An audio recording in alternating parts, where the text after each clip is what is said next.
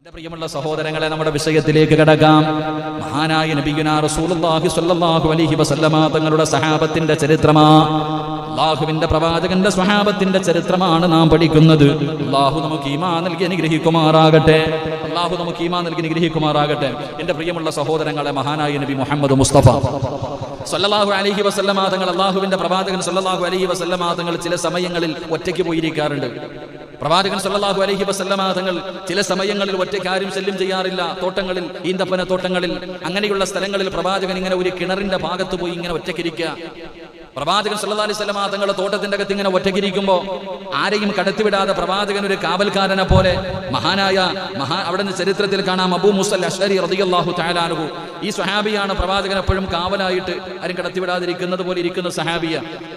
ആ സ്വഹാബി ഇങ്ങനെ പ്രവാചകൻ സല്ലല്ലാഹു അലൈഹി വസല്ലമ തങ്ങൾ ഇരിക്കുന്ന തോട്ടത്തിന് കാവലായിട്ട് അവിടെ ഇങ്ങനെ ഇരിക്കുമ്പോ ആ കവാടത്തിൽ ഒരു ശബ്ദം കേൾക്കുകയാണ്. ആരോ വെളിയിൽ വന്ന് വിളിക്കുന്ന ഒരു ശബ്ദം കേട്ടു. മഹാനായ പ്രവാചകൻ സല്ലല്ലാഹു അലൈഹി വസല്ലമ തങ്ങൾ അബൂ മൂസ അശ്അരി റളിയല്ലാഹു തആല അൻഹുവിനോട് അവിടെ നിന്ന് പറഞ്ഞു കൊടുത്തു. ആരാ പുറത്ത് നിൽക്കണമെന്ന് അറിയില്ല, പേര് പറഞ്ഞില്ല. ആരോ വീടിന്റെ വാതിൽ മുട്ടുന്നത് പോലെ ആരോ വാതിൽ വന്ന് മുട്ടുന്ന ശബ്ദം കേട്ടപ്പോൾ അല്ലാഹുവിന്റെ പ്രവാചകൻ സല്ലല്ലാഹു അലൈഹി വസല്ലമ തങ്ങൾ അവിടെ നിന്ന് പറയുകയാണ്, ഇഫ്തഹ്, അവിടെ നിന്ന് തുറക്കാൻ പറയുകയാണ്. എന്നിട്ട് പ്രവാചകൻ പറഞ്ഞു, ആരാണ് വരുന്നതെന്നറിയുമോ? ആരാണ് ആ കവാടം തുറക്ക, ആരാണ് കടന്നു വരുന്നത്? ആ മനുഷ്യനോട് പറയണം, വബശ്ശിറുഹു ഫിൽ ജന്നാ. അല്ലാഹുവിന്റെ പ്രവാചകൻ അവിടെ നിന്ന് പറയുന്നു, ആരാണോ കടന്നു വരുന്നത് ആ മനുഷ്യനോട് പറയണം, നിങ്ങൾ സ്വർഗത്തിന്റെ അവകാശിയാ. അവിടെ നിന്ന് സന്തോഷ വാർത്ത പറഞ്ഞു കൊടുക്കണം. ആര് കടന്നു വരുന്നു ആ മനുഷ്യനോട് പറയണം, വബശ്ശിറുഹു ബിൽ ജന്നാ, നിങ്ങൾ സ്വർഗത്തിന്റെ അവകാശിയാണെന്ന് പറഞ്ഞു കൊടുക്കണം. മഹാനായ അബൂ മൂസ അശ്അരി റളിയല്ലാഹു തആല അൻഹു അവിടെ നിന്ന് ചിന്തിച്ചു പോയി, ആരാ പടച്ചവനെ സ്വർഗത്തിന്റെ അവകാശി എന്ന പ്രവാചകൻ പറഞ്ഞ മനുഷ്യനാരാണ്? അവിടെ നിന്ന് വാതിൽ തുറക്കുമ്പോ മഹാനായ സയ്യിദുനാ അബൂബക്കർ സിദ്ദീഖ് റളിയല്ലാഹു തആല അൻഹു, അബൂബക്കർ തങ്ങളാണ് കവാടത്തിന്റെ മുന്നിൽ നിൽക്കുന്നത്.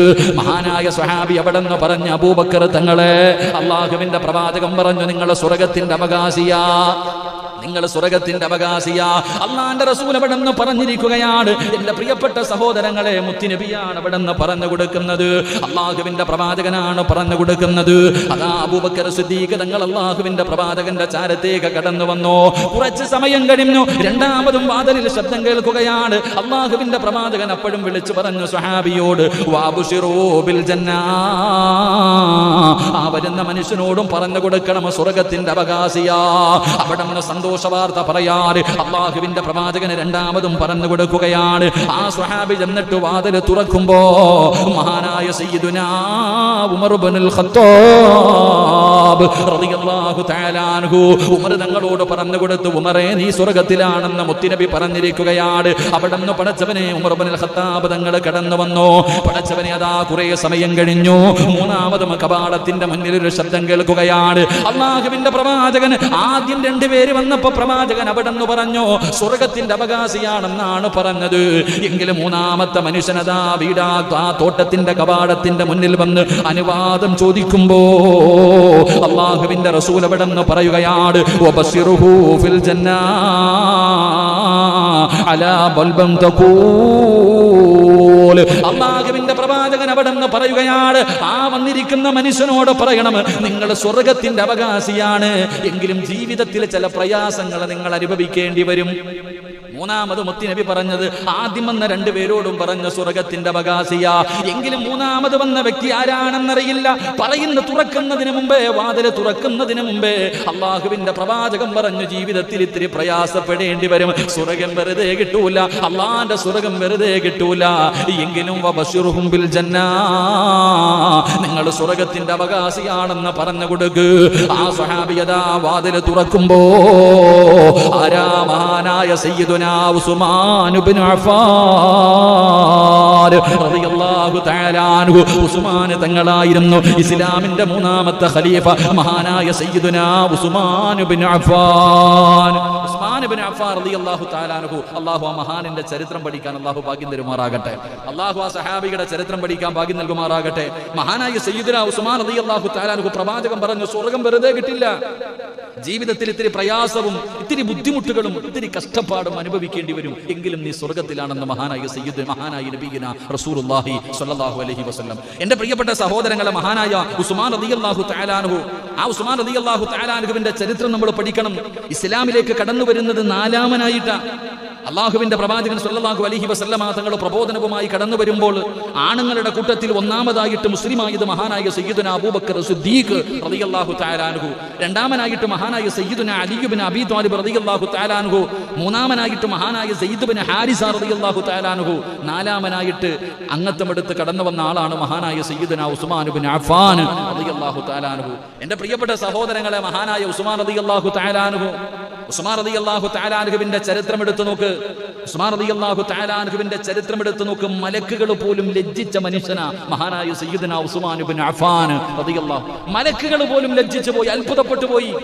എന്റെ പ്രിയപ്പെട്ട സഹോദരങ്ങളെ, ഉസ്മാൻ റളിയല്ലാഹു തആല അൻഹുവിന്റെ ചരിത്രം എടുത്തു നോക്ക്. മുസ്ലിം ആകുന്നതിന് മുമ്പ്, മുസ്ലിമിനായതിനു ശേഷവും ഉസ്മാൻ റളിയല്ലാഹു തആല അൻഹുവിന്റെ ഏറ്റവും വലിയ ഒരു ഗുണമായിരുന്നു ഭയങ്കര ലജ്ജയായിരുന്നു.